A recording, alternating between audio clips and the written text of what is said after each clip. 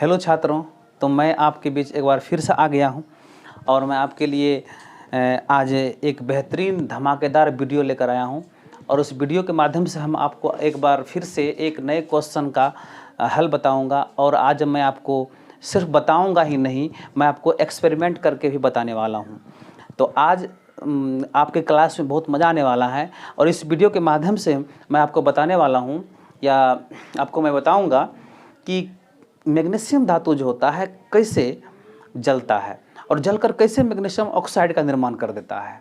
साथ ही साथ magnesium oxide को जब हम लोग बना लेंगे तो उस मैग्नीशियम ऑक्साइड की प्रकृति की जांच भी करेंगे कि उसकी प्रकृति अम्लीय होता है कि क्षारीय होती है। यानी अम्लता और क्षारीयता के विषय में हम लोग को विशेष रूप से जानना है इस वीडियो के माध्यम से। और यही कारण है कि ये वीडियो काफ़ी इंटरेस्टिंग बनने वाला है। तो आज आप इस वीडियो के माध्यम से हमें लगता है कि निश्चित रूप से आप कुछ नए सीखने वाले हो और इस नए जानकारी को आप निश्चित रूप से बेस बना के आगे बढ़ सकते हो। तो मैं आपको बताना चाहूँगा कि आज जो हमारा प्रश्न है मैग्नीशियम के संबंध में, वो प्रश्न है कि मैग्नीशियम धातु को जलाने से पहले साफ़ क्यों किया जाता है, पहला प्रश्न। और दूसरा प्रश्न हमारा है कि मैग्नीशियम ऑक्साइड जो होती है MgO, उसकी प्रकृति कैसी होती है। ये मैग्नीशियम धातु जब ऑक्सीजन की उपस्थिति में जलना प्रारंभ करती है तो ये बनाती है मैग्नीशियम ऑक्साइड। आप बैलेंस करने के लिए यहाँ पर 2 डाल सकते हो।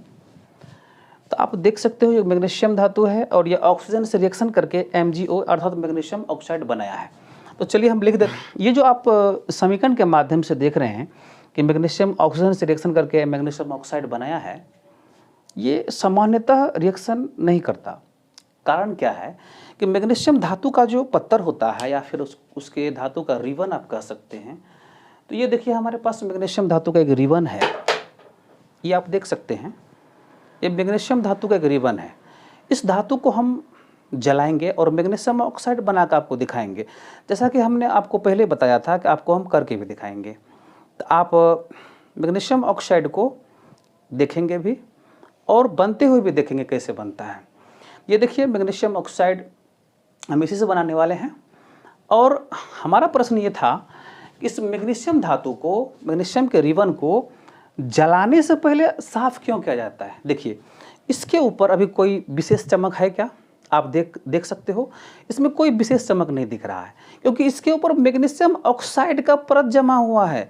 यहाँ पर जो आपको हम बोर्ड पर लिखकर समझा रहे थे, ये मैग्नीशियम ऑक्साइड है, तो मैग्नीशियम ऑक्साइड का ये इस पर परत जमा हुआ है। मैग्नीशियम ऑक्साइड का परत जब तक इस पर रहेगा ना तो इसको जलने में दिक्कत करेगी, परेशानी करेगी, जलने से रोकेगा। इसलिए आप इसको डायरेक्ट नहीं जला सकते हो। अगर जलाने का प्रयास करेंगे भी तो आप विफल हो जाएंगे या फिर लेट से जल सकता है, लेकिन दिक्कत होगी आपको जलाने में। लेकिन हम आपको इसको साफ करके दिखाते हैं। आप देख सकते हो हमारे पास एक चाकू भी है। इस चाकू के माध्यम से मैग्नीशियम के ऑक्साइड की ऊपरी सतह को हम साफ करते हैं। ये देखिए आप साफ कर सकते हो इस प्रकार से। हमने चाकू का सहारा लिया है, हम किसी दूसरे चीज़ से भी साफ कर सकते हैं, उसके लिए कोई प्रॉब्लम नहीं है। तो हम इसको अच्छी प्रकार साफ करके आपको दिखा देते हैं पहले, ताकि आपको विश्वास हो जाए कि इसमें चमक आती है या फिर नहीं। देखिए ये हम इस प्रकार से चाकू का इस्तेमाल करके इसको हम अच्छी प्रकार से साफ कर लेते हैं ताकि इसको जलाने में हमें कोई दिक्कत नहीं हो। वैसे कभी कभी ये परेशान कर देता है जलाने में, क्योंकि जब जलाते समय इसके ऊपर कोई कार्बन का परत चढ़ जाता है तो फिर इसको जलने में लेट लग जाता है। तो हमें अपेक्षा करेंगे कि ये ऐसा नहीं हो, एक ही बार में हमारा जल जाए, तो हमारा वीडियो उतना बड़ा नहीं होगा। तो चलिए ये देखिए, आप देख सकते हो ये अब चमकने लगा है और इसको हमने साफ़ कर लिया है। अब हम इसको चिमटे की सहायता से इसको पकड़ेंगे और हम इसके मैग्नीशियम ऑक्साइड को बेसिन में जमा करेंगे। तो चलिए हम एक चिमटा ले रहे हैं।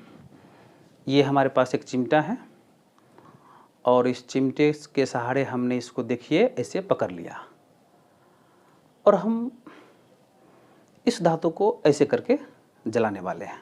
ये देखिए ये मेरा चिमटा और मैग्नीशियम धातु तैयार है, जिसको चलिए हम आपको मैग्नीशियम ऑक्साइड बना कर दिखाते हैं। तो आप इस तरह से मैग्नीशियम को साफ करके इस तरह से जलाना शुरू कर सकते हैं। तो आप देख सकते हैं ये मैग्नीशियम जलना शुरू कर गया है और ये मैग्नीशियम ऑक्साइड का हम राख प्राप्त करने के लिए बेसिन का प्रयोग कर रहे हैं। आप इस बेसिन में देखोगे मैग्नीशियम ऑक्साइड का जो राख होगा वो प्राप्त होगा और इस मैग्नीशियम ऑक्साइड को आप देख रहे हो बनते हुए। चलिए ये बन के तैयार हो गया। अब इस मैग्नीशियम ऑक्साइड की खासियत हम आपको बताएंगे, क्योंकि मैग्नीशियम ऑक्साइड कहीं ना कहीं धातु का ही ऑक्साइड है। तो इसमें हम थोड़ा सा जल डालेंगे। ये देखिए मैग्नीशियम ऑक्साइड है, इसमें आप देख भी सकते हो। और मैग्नीशियम ऑक्साइड में हम थोड़ा सा जल डाल के पेस्ट बनाएंगे, क्योंकि इसकी प्रकृति का हमें जांच करना है। ये देखिए आप देख सकते हो, हम इसमें हल्का हल्का पानी डाल रहे हैं। अब पानी डाल करके हम इसको अच्छी तरह से पेस्ट बनाने का प्रयास कर रहे हैं, क्योंकि पेस्ट जब तैयार हो जाएगा ना तो ये पीएच मान निकालने में हमें किसी प्रकार की कोई दिक्कत नहीं होगी। तो हम इसको अच्छी तरह से मिला देते हैं। तो आपने देखा मैग्नीशियम धातु को कैसे जलाकर हम मैग्नीशियम ऑक्साइड प्राप्त कर सकते हैं। और आप जानते हो कि मैग्नीशियम ऑक्साइड भी एक प्रकार के धातु के ऑक्साइड है। तो हमारा दूसरा प्रश्न था धातु के ऑक्साइड की प्रकृति कैसी होती है। आप लोग जानते हो कि धातु की प्रकृति क्षारीय होती है, लेकिन हमें जांच करके देखना है कि क्षारीय होती है तो कैसे होती है। आपने देखा कि हमने पहले प्रश्न को प्रयोग के साथ दिखाने का प्रयास किया। आपने समझा भी होगा कि मैग्नीशियम धातु को कैसे हम लोग जलाने से पहले साफ करते हैं, और साफ क्यों करते हैं। साफ इसलिए करते हैं क्योंकि उसके ऑक्साइड के परत को हटाना होता है। ये तो क्लियर हो गया आपका। हम अपेक्षा करेंगे कि आपका पहला प्रश्न क्लियर हो गया होगा। दूसरे प्रश्न पर आते हैं। आप देखे हो अभी हमने क्या किया है, मैग्नीशियम धातु को जलाकर हमने मैग्नीशियम ऑक्साइड प्राप्त करके हमने उसमें जल डाला है। जल डाल करके हमने एक पेस्ट तैयार करके रख दिया है। हम उस मैग्नीशियम ऑक्साइड के पेस्ट को क्या करेंगे, जांच करेंगे प्रकृति जानने के लिए, उसकी प्रकृति कैसी होती है। प्रकृति जानने के लिए हमें क्या करना पड़ता है। प्रकृति जानने के लिए हम लिटमस पेपर का भी प्रयोग कर सकते हैं, और यूनिवर्सल लिटमस पेपर का प्रयोग करके हम लोग पीएच मान भी निकाल सकते हैं। तो हम पीएच मान के विषय में ही जानते हैं, क्योंकि पीएच मान निकालने से स्पष्ट हो जाएगा कि वो क्षारीय है कि अम्लीय है। तो आपको हम बताना चाहेंगे पीएच मान के विषय में। पीएच मान निकालने के लिए प्रयोग करके आपको दो सामान मुख्य रूप से आपके पास होना चाहिए, जैसा कि हमारे पास है। तो वो सामान क्या है। पहला सामान है यूनिवर्सल लिटमस पेपर। ये देखिए हमारे पास एक यूनिवर्सल लिटमस पेपर है, और आप इसकी अगर बात कर दिए तो कांच का एक स्लाइड है, और इस पर हमने इस यूनिवर्सल लिटमस पेपर को रखा हुआ था। तो ये हमारे पास पेपर है, और इस पेपर को हम इस पर इसलिए रखे हुए हैं क्योंकि इसको इस प्रकार से रख करके जांच करने में हमें आसानी होगी, सुविधा होगी। तो ये आपके पास होना चाहिए। दूसरी बात है कि आपके पास धातु का ऑक्साइड होना चाहिए। तो हमने आपको तो मैग्नीशियम ऑक्साइड का जो है पेस्ट बना करके पहले ही दिखा ही दिया है। ये पेस्ट है हमारे पास, इसका हम जांच करने वाले हैं। उसके बाद देखिए आपके पास एक और चीज़ होना चाहिए, और वो है ये देखिए, ये है पीएच चार्ट। आप इसको पीएच चार्ट कह सकते हो। पीएच चार्ट क्या है, तो पीएच चार्ट में कुल मिला करके देख सकते हो कि 15 कलर होते हैं। देखिए यहाँ पर, वैसे तो इसमें आप देख रहे हो कि 0 से स्टार्ट नहीं हुआ है, लेकिन 0 से स्टार्ट होना चाहिए था। लेकिन इसमें जो है 1 से लेकर के 14 तक ही है। कोई बात नहीं, इससे भी कम हमारा बन जाएगा। तो इसमें आप देख पा रहे हो कि 1 से लेकर के 14 तक है, यानी 14 तक जो है इसमें अलग अलग प्रकार की कलर है, और इस कलर के आधार पर ही हम पीएच मान को निकाल लेने वाले हैं। तो ये हमारे पास होना चाहिए।